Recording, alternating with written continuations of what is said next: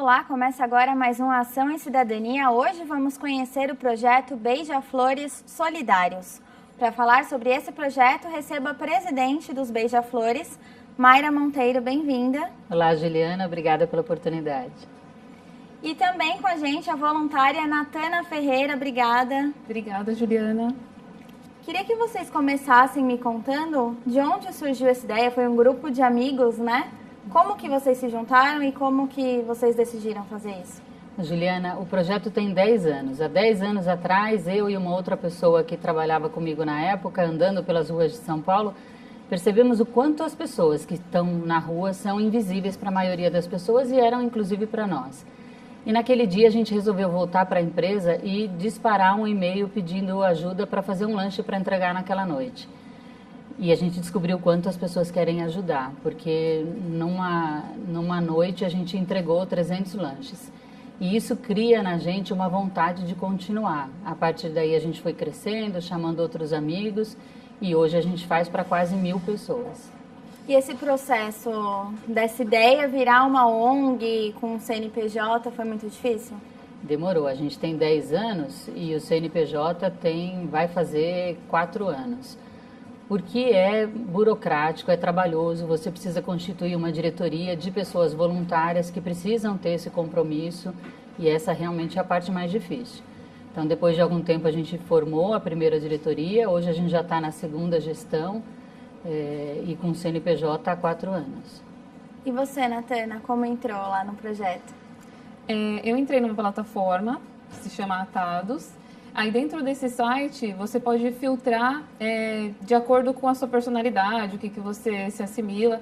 E eu queria trabalhar com moradores de rua porque até na faculdade eu tinha um professor que falou que teve essa experiência e que achou muito bacana. Aí eu fiquei, eu vou arriscar, vou tentar. Sempre adiando, né? A gente pensa primeiro nos projetos profissionais, na faculdade e vai deixando para lá. Mas eu penso que assim, cada um tem o seu momento.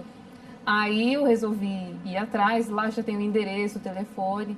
Aí fui lá, fui muito bem recepcionada pela Mayra, foi muito bacana, gostei muito da energia do pessoal e do trabalho em si, que não é só a questão da gente estar entregando as refeições, mas estar dando um ombro amigo, estar conversando, estar trazendo essas pessoas para o meio social mesmo. E é muito bacana. E você falou que não sabia que tinha tanta gente querendo ajudar. Quantos voluntários eram no começo e quantos tem agora? Olha, a gente começou, na verdade, dentro de um grupo de capoeira que devia ter umas 15 pessoas. Hoje, trabalhando no Dia da Ação, a gente tem perto de 70, 80 pessoas e indiretamente a gente tem 2.000 colaboradores. Então, tem 2.000 pessoas que nos ajudam, às vezes, na divulgação, nas grandes campanhas, como é a campanha que a gente vai fazer no Natal. Então, a gente tem efetivo, trabalhando, 150 voluntários. E como é essa ação? Ela acontece uma vez por mês, é isso? Essa ação de entrega na rua, Juliana, ela acontece uma vez por mês. Ela tem 2 pilares. Um é realmente atender a pessoa que está em situação de rua na sua necessidade primária. E o segundo, e eu acho que o mais importante, é criar no voluntário, principalmente esse que está chegando pela primeira vez, essa vontade de fazer alguma coisa em benefício de outra pessoa. E ela acontece uma vez por mês, normalmente no último final de semana do mês. E o que vocês fazem nesse dia? Nesse dia a gente começa às 7h30 da manhã a fazer a preparação do alimento. Hoje a gente faz em média 800, 900 marmitex, desenvolvido por uma nutricionista com qualidade. A gente tria lá quase meia tonelada de roupa e a gente lava e envasa por volta de 600, 700 garrafinhas de água. Então no final da tarde a gente sai em caravana para entregar todo esse alimento, a roupa e o que a Natana disse, que é o que a gente entende de mais importante, que é conversar, que é entender nessas pessoas quem tem vontade de sair daquela situação, quem a gente pode ajudar de alguma forma para mudar de vida. E vocês não têm sede, né? Como que acontece tudo isso? 900 marmitas não pode ser qualquer cozinha, né? Essa foi uma dificuldade que a gente já viveu numa dimensão muito maior. A gente já teve abrigado em vários lugares, né? A gente não tem nenhum vínculo, nem religioso, nem de outra finalidade. Mas a gente já teve dentro de uma igreja católica, dentro de uma igreja evangélica, a gente já teve dentro de um centro kardecista, sempre emprestado. A gente já está há 3 anos dentro de um espaço, que é um espaço da subprefeitura e a gente está começando a reformar e trabalhando na documentação, mas ainda não está pronto. Então, o que a gente faz é alugar, uma vez por mês, uma cozinha, num salão de festas que tem uma cozinha industrial, numa igreja católica, e ali lá a gente tem uma estrutura para fazer essa ação. Legal. E além dessa ação, tem também as datas comemorativas, né? Que para a gente é uma festa, né? Já nem é uma ação, é uma festa. A gente faz sempre o Dia das Crianças, às vezes com várias ações, em vários abrigos diferentes.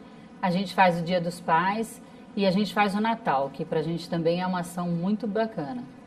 Legal. E, Natana, você assim como todos os outros, trabalham, né? Precisam trabalhar porque de algum lugar tem que vir o sustento, né? Qual que é a dificuldade de você conseguir unir essas duas coisas? Então, como a ação às vezes cai todo sábado, agora esse final de semana teve no domingo, às vezes acontece de eu ter que trabalhar no sábado e eu não poder estar vindo sempre. Antes, quando eu não estava trabalhando, eu estava vindo sempre. Mas, de qualquer forma, eu tento ajudar na área administrativa, em alguma coisa, via internet. A gente está sempre se comunicando. Se tem uma ação pontual numa outra data, eu posso estar ajudando, por exemplo, no Dia das Crianças, ou uma ação no outro dia da semana. Mas eu gosto sempre de estar acompanhando de alguma forma. Eu acho que, assim, se a gente tiver vontade, a gente querer, a gente consegue. E essas ações de Dia das Crianças, Natal, também são na rua? Não, elas são normalmente as do Dia da Criança, do Dia dos Pais, Dia das Mães, a gente faz dentro de abrigos e dentro de centro de acolhimentos. A do Natal é na rua. Esse ano a gente juntou com outras ONGs e formou um grupo chamado Somos Um, e a gente tem a meta de arrecadar 25 mil brinquedos para entregar no dia 24. Então a gente tem um trajeto grande de rua para fazer, para entregar para todas as crianças que a gente encontrar no caminho nesse dia. Legal. Uma coisa que eu vejo bastante assim é que chega o Natal, por exemplo, aí todo mundo resolve dar panetone e todo mundo vem para o centro da cidade. Tem que ter planejamento para ajudar também, né? Claro que toda ajuda é bem-vinda, mas tem que ter planejamento, tem que entender qual é a necessidade, Sim. sabe, Juliana? A gente passou por isso com a história dos cobertores. Começa a ficar frio, todo mundo que se mobiliza a fazer uma ação social e quem nunca fez vai no cobertor, porque acha que essa é a grande necessidade. E o que a gente viu, principalmente no ano retrasado, era uma imensidão de cobertores jogados na rua, porque molha e ele não tem como carregar meia dúzia de cobertores. E a gente começou a perguntar, por isso essa parte de conversar com a pessoa em situação de rua é tão importante.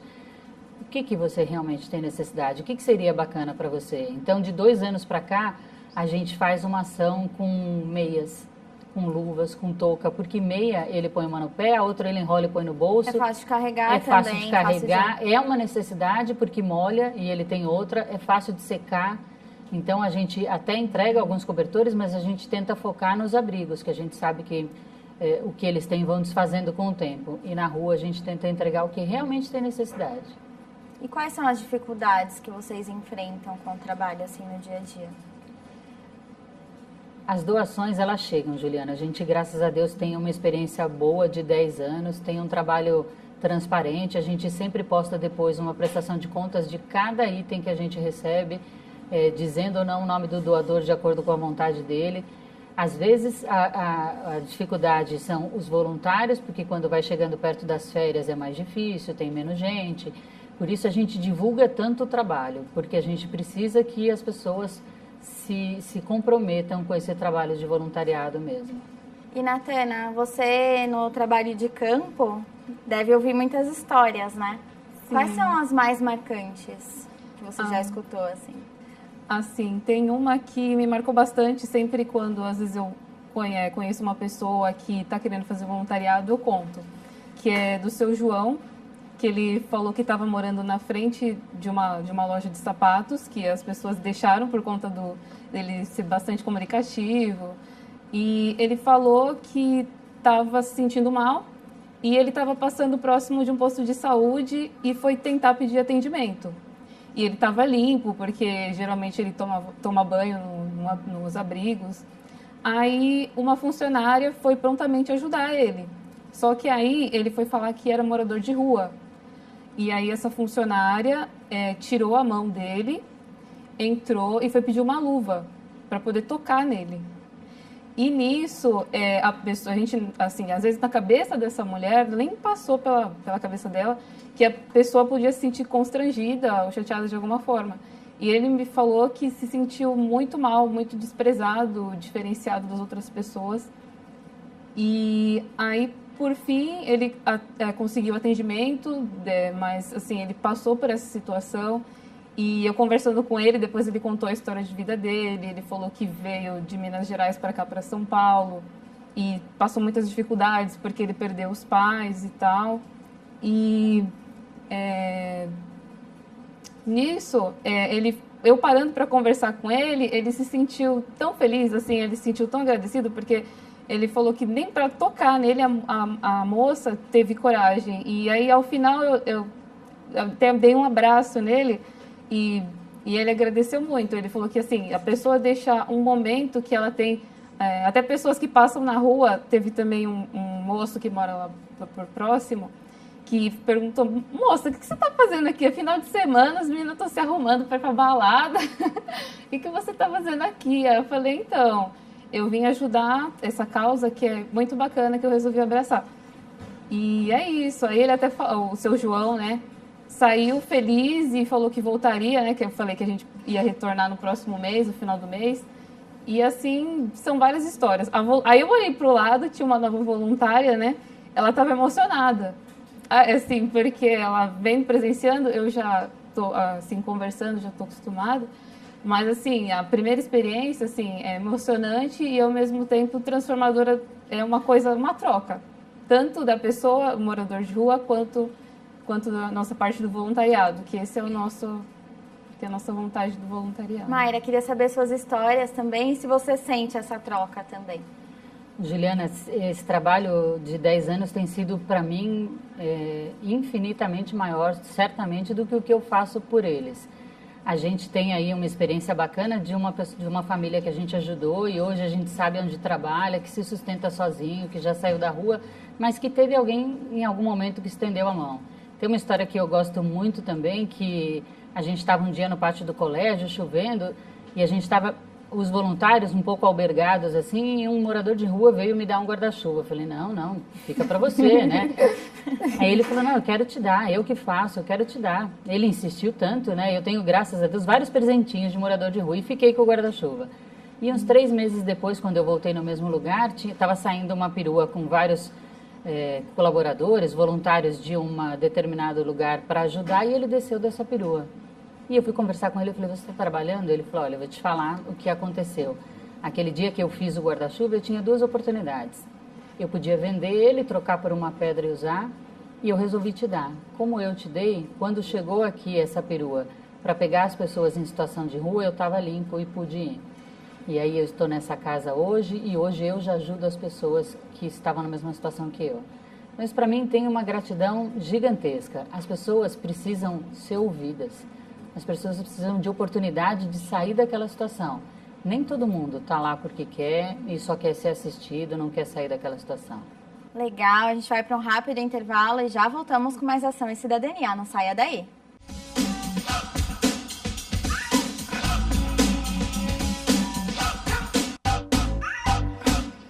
Estamos de volta com a Ação e Cidadania hoje, conhecendo o projeto Beija-Flores Solidários. Eu continuo na companhia da presidente do projeto, Mayra Monteiro, e da voluntária, Natana Ferreira.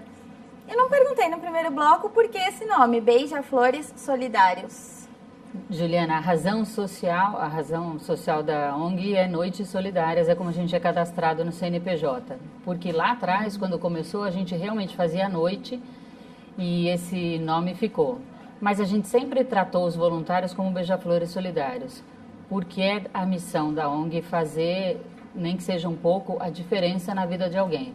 E a gente baseou isso na fábula do Beija-Flor, que conta que uma floresta estava sendo incendiada, pegando fogo, tudo sendo destruído e os animais todos se escondendo. E só o Beija-Flor ia até o lago, pegava uma gotinha de água e voltava para tentar apagar o fogo.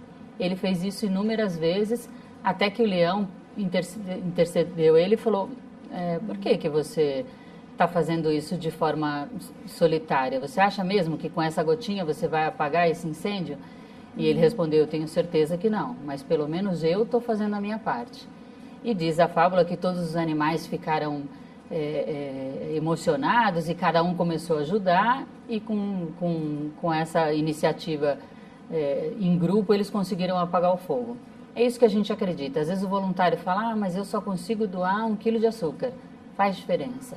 Eu só consigo doar 1 hora do meu tempo. Faz diferença. Tudo que você fizer em benefício de alguém faz a diferença. E tem um dado que atualmente existem 16 mil pessoas em situação de rua, e esse número dobrou nos últimos 20 anos, né? Por que vocês acham que isso aconteceu, pela experiência de vocês, nesses 10 anos? O que explica isso? Juliana, acho realmente que o número é bem maior que esse, e o que a gente vê das histórias que a gente tem ouvido é que tem muito conflito familiar. Muitas pessoas vão para lá ou por conflito familiar ou por uso de droga, né? Infelizmente, a droga, ela não escolhe posição social, não escolhe cor, não escolhe raça, ela vai atingindo as pessoas e ele começa a se sentir deslocado dentro da própria família, e para buscar a liberdade ele vai para as ruas. Mas isso mudou nos últimos 20 anos para o número ter dobrado? Eu acho que aumentou, né? Eu acho que eles têm mais acesso, e isso tem feito eles buscarem a rua com mais tranquilidade. E voltando naquela questão que a gente conversou também do planejamento, tem muita gente que sempre vem ajudar aqui no centro da cidade, esquece que também tem pessoas em situação de rua nas periferias. Por que vocês acham que isso acontece?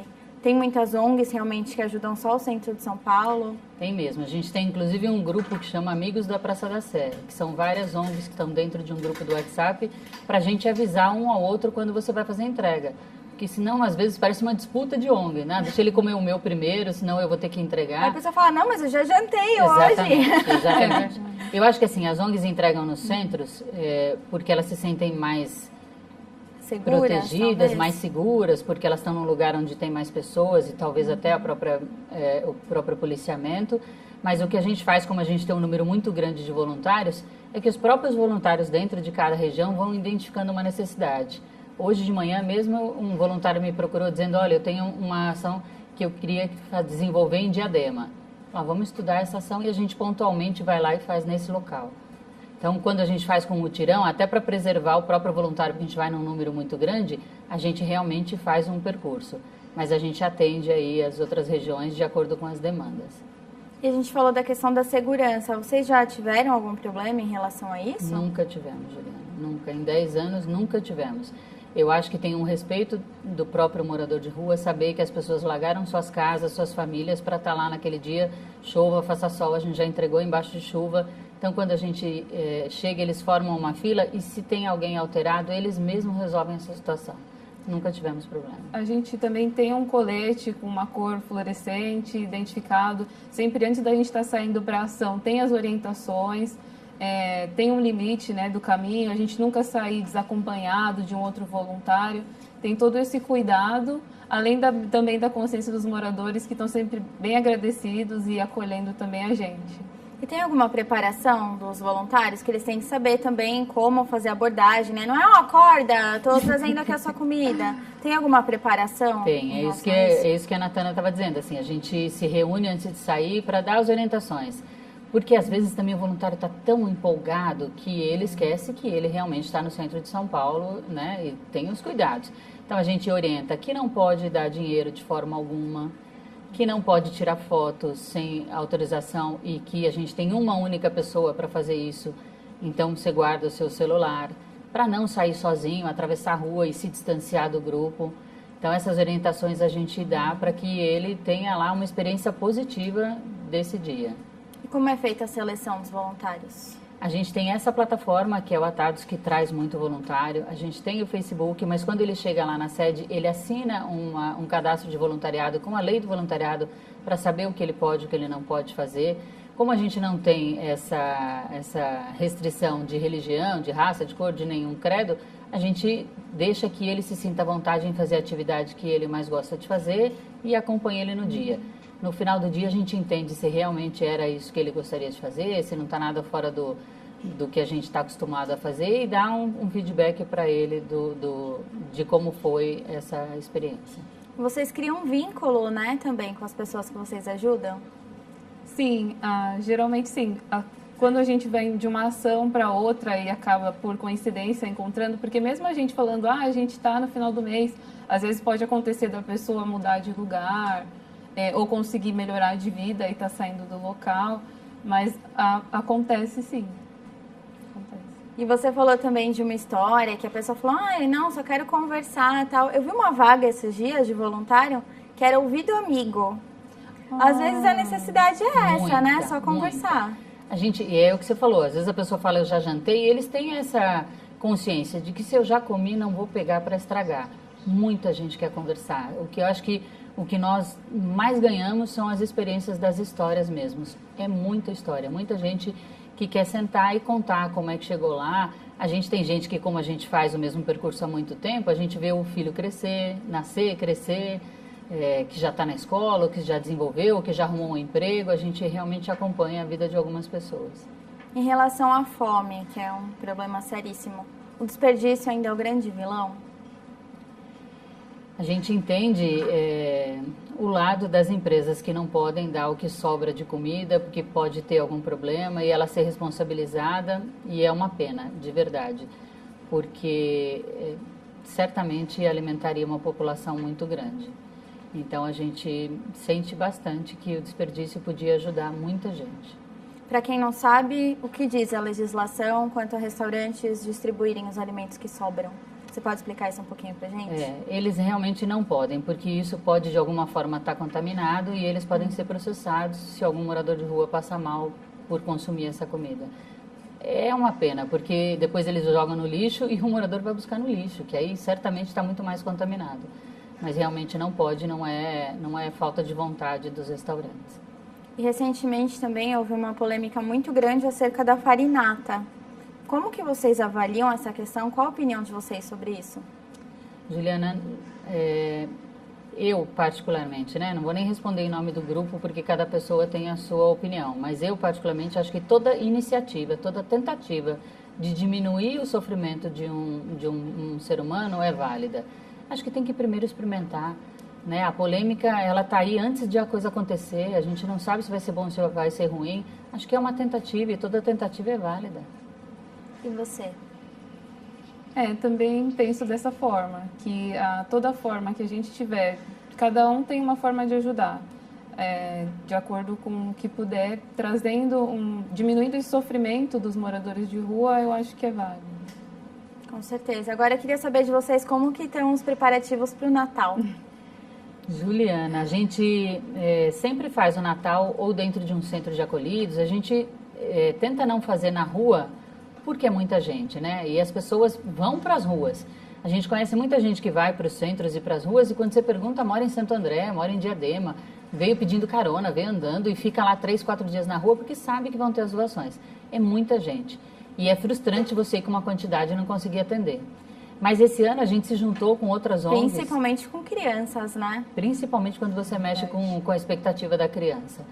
E aí esse ano a gente se juntou com outras ONGs que chama Happy Doctors, ZL Solidária e Natal Solidário. E a ideia é levantar campanhas dentro das empresas, na rede de amigos e entregar no dia 24, 25 mil brinquedos. Essa é a nossa meta. E agora eu queria saber também das expectativas para o crescimento do projeto. Vocês já cogitam até cursos profissionalizantes, O que a gente tem de expectativa agora é até janeiro terminar a reforma do espaço. E nesse meio tempo a gente já está escrevendo conteúdo de alguns cursos de capacitação e fazendo através de parcerias com empresas a compra desse curso. A empresa vai pagar o custeio do curso, a gente vai formar grupos, capacitar essas pessoas e tentar direcionar para o mercado de trabalho. É nisso que a gente acredita, que a pessoa só consegue sair dessa situação se ela efetivamente tiver um trabalho para se sustentar. É uma coisa que já está aí também, daqui a alguns meses. A gente está trabalhando com muita dedicação e acredita muito que esse é realmente o futuro. Legal. Deixa os contatos para quem quiser conhecer mais sobre o trabalho de vocês. Juliana, a gente tem uma página no Facebook, que é facebook.com/Beija-Flores Solidários. E através dessa página a gente tem vários voluntários que respondem as perguntas, explicam como é que funciona, informam as datas. A gente tem o site que é www.beijafloressolidarios.org.br e todo voluntário é muito bem-vindo. Muito obrigada pela participação aqui no programa. Eu que agradeço, Juliana. Muito obrigada pela oportunidade. Obrigada também por ter vindo até aqui. Adorei participar. E obrigada também a você que nos acompanhou em mais uma Ação em Cidadania. Até o próximo programa TV Câmara São Paulo. A política da cidade passa por aqui.